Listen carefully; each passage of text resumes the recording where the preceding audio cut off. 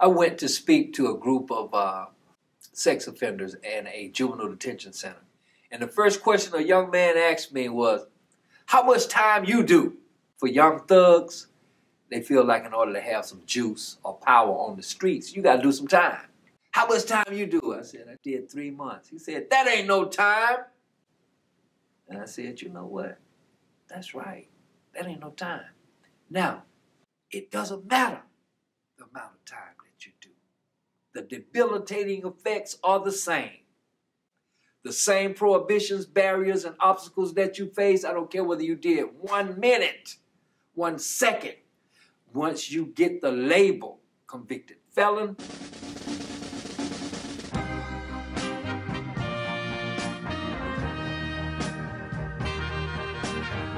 My name is Carl Lewis Root Jr.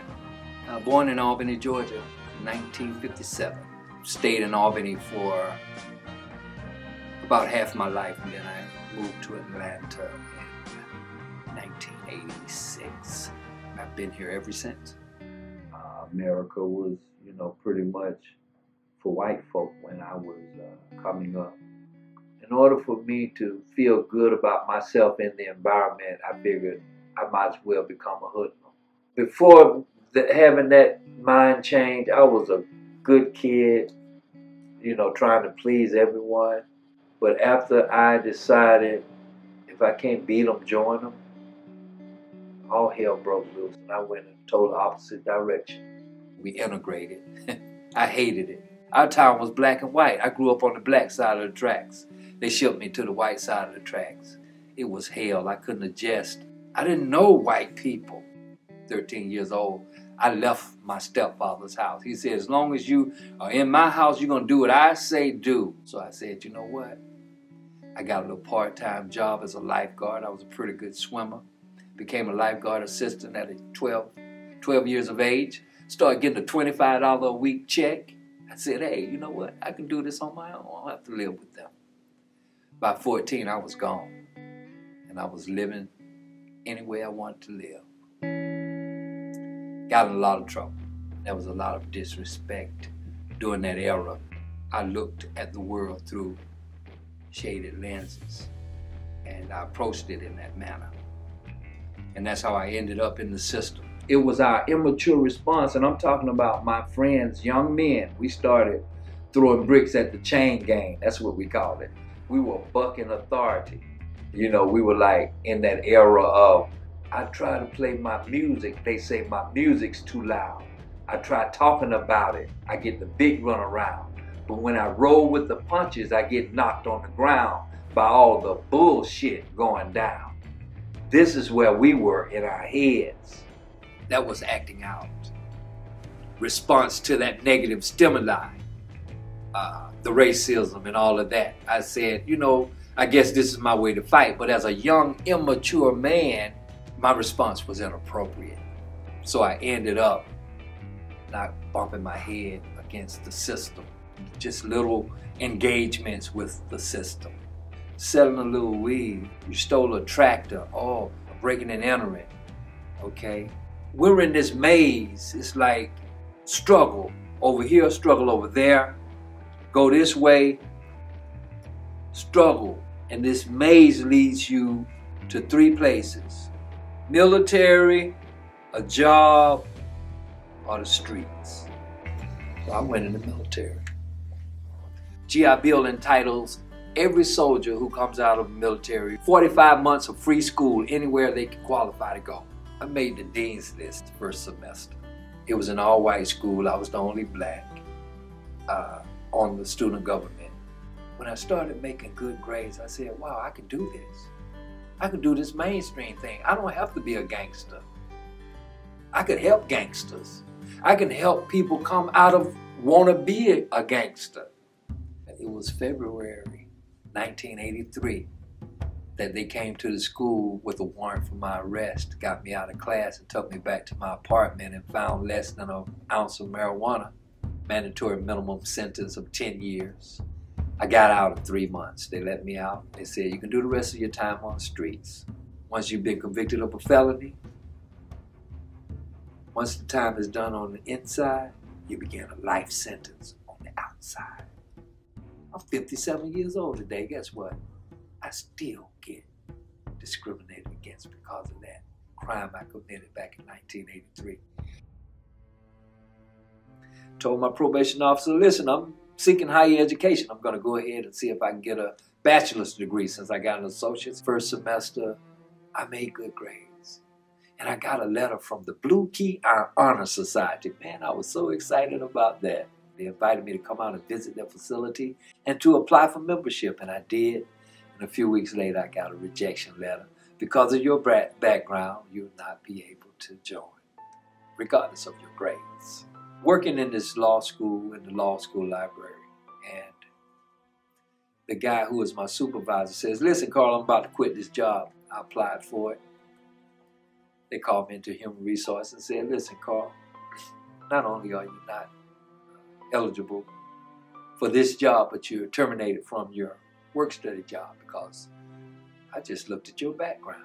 And if this was a ditch-digging factory, you'd be in the right place. But this is an institution of higher learning.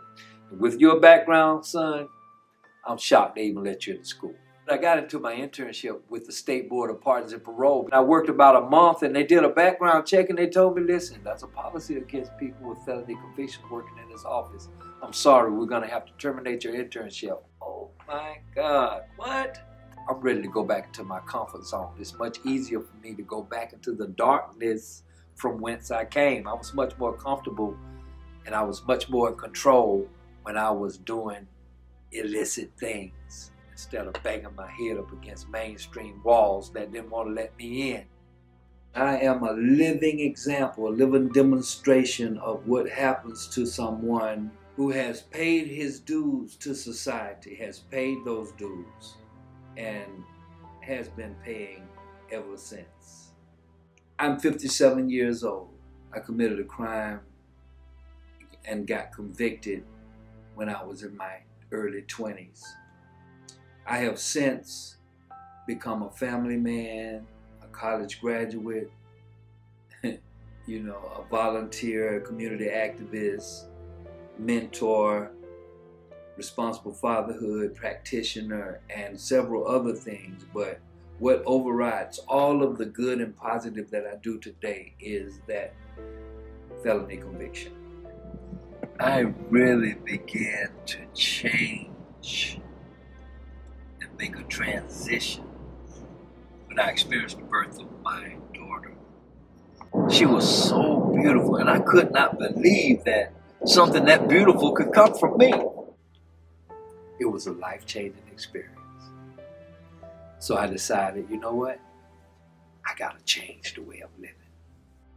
I started looking for manhood type of truth as it relates to my being a man, and then a father, and then a husband.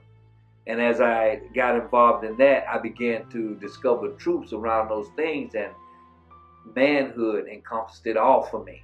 And what does it mean to be a man? What does a real man do? I had to bite the bullet and just work 3 or 4 jobs, whatever I had to do to kind of get my family up and out of certain environments. And it wasn't easy because it's hard to make some real cash when you got a felony conviction on your record. We moved about 7 times, so our children really experienced a lot of instability. We have one move that was a dispossessory where they actually threw our stuff out on the street. You cry and you cry until you can't cry no more. And then you start talking to God. Moving on up like the Jeffersons, we moved out here to Rock Springs Road. Up to the east side, to a deluxe apartment in the sky. We're moving on up to the right, up to the east side. We finally getting our piece of the pie. But yes, this was it. This is where my children grew up. my wife and I felt so proud to finally put them in a stable community. I know today it's all about accountability. I hold my children accountable. I hold myself accountable today. I'm learning to hold politicians accountable because of studying the truth and wanting the right thing for everyone. I, first of all, love people and will do anything I can to help those who are willing to help themselves. And I love people. Just trying to create a life that you envision. With all the obstacles that you face, it's kind of like playing cards. If you're a spade player, you're playing the game of spades, and you get dealt a hand with no spades in it. Most people are like, wow, this is a bad hand, but guess what? If you're a good sport, you gotta play the hand you're dealt. And that's where I am. I'm a good sport. I got dealt a hand, and I'm playing the hand that I've been dealt. And each round gets better and better.